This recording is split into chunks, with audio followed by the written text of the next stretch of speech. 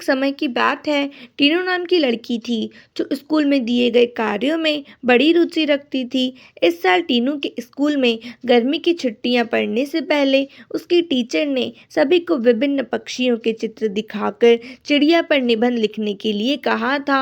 सभी बच्चों को स्कूल खुलते ही निबंध टीचर को दिखाना था। पक्षियों की रंग बिरंगी किताब टीनू को बहुत पसंद थी। जब टीचर ने बताया कि उन पर निबंध लिखना है और सबसे अच्छा लिखने वाले को इनाम में वह किताब मिलेगी, तो टीनू खुश हो गई। टीचर ने सभी पक्षियों से जुड़ी कुछ कहानियां भी बच्चों को सुनाई। उसके बाद स्कूल की गर्मियों की छुट्टियां पड़ गई। यूं तो टीनू हर साल अपनी गर्मी की छुट्टियां बिताने के लिए कहीं न कहीं जाती थी, लेकिन इस साल की छुट्टियों में टीनू रोज पास के ही बगीचे में जाकर पक्षियों और उनके घोंसले देखने लगी। उस बगीचे में गौरैया, दर्जन, लवा जैसे बहुत से पक्षी आते थे। टीनू बगीचे में आने वाली हर चिड़िया को पहचानने की कोशिश करती और उन्हें गौर से देखती रहती। टीनू देखती थी कि हर चिड़िया एक एक घास, पत्ती, पंख आदि को जोड़कर कैसे अपना घोंसला बना रही है। उसके मन में होता था कि चिड़िया को घोंसला बनाने के लिए कितनी मेहनत करनी पड़ती है। टीनू चाहती थी कि वो भी किसी तरह से उन पक्षियों की मदद करे। एक दिन टीनू ने देखा कि पास के बगीचे में बदमाश लड़कों ने लवा चिड़िया का घोंसला तोड़ दिया है।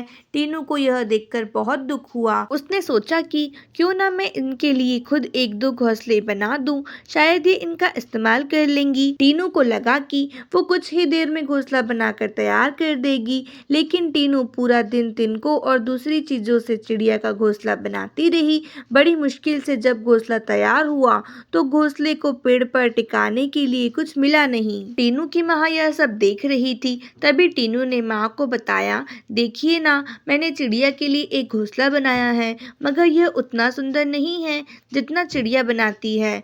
मैंने सोचा था आसानी से एक सुंदर घोंसला बन जाएगा, लेकिन ऐसा हुआ नहीं। यह घोंसला अंदर से काफी कठोर बन गया है। क्या आप इसे मुलायम बना देंगी? किसी तरह से टीनू की माँ ने उस घोंसले को ठीक किया। उसके बाद टीनू ने उस घोंसले को धागे की मदद से पेड़ पर टिका दिया। अब बगीचे में बैठकर टीनू लवा पक्षी के आने का इंतजार करने लगी। वो पक्षी बगीचे में आए तो, लेकिन टीनू द्वारा बनाया गया घोंसला उन्होंने इस्तेमाल नहीं किया। टीनू के साथ उसकी माँ भी बगीचे में आई थी। उसने टीनू को उदास देखकर कहा, तुम परेशान मत होना, अभी चिड़िया घोंसले पर आ जाएगी। तभी एक लवा पक्षी ने आकर टीनू द्वारा बनाए गए घोंसले को तोड़ दिया। अब टीनू ने मुंह लटका लिया। तब उसे उसकी माँ ने समझाया कि तुम्हें दुखी नहीं होना चाहिए। देखो, तुम्हारे द्वारा इस्तेमाल की गई चीजों से ही लवा पक्षी अपने लिए घोंसला बना रहे हैं। हो सकता है कि इन्हें दूसरों का बनाया हुआ घोंसला पसंद नहीं आता हो। दुखी मन से टीनू ने कहा, माँ, मैं अपने स्कूल के निबंध में यह सब कुछ लिखूंगी। कुछ देर बाद टीनू ने कहा, माँ, आपने देखा कि लवा पक्षी अपना घर झोपड़ी में बना रहे हैं? जवाब में टीनू की माँ बोली, हाँ बेटा, मैंने सुना था कि लवा पक्षी अपना घोंसला किसी के घर के रोशनदान या पेड़ पर ही बनाते हैं। आज यह नई बात पता चली है। कुछ और दिनों बाद टीनू ने लवा पक्षी के बारे में एक और बात जानी कि वो सीधे उड़कर अपने घोंसले में नहीं जाते।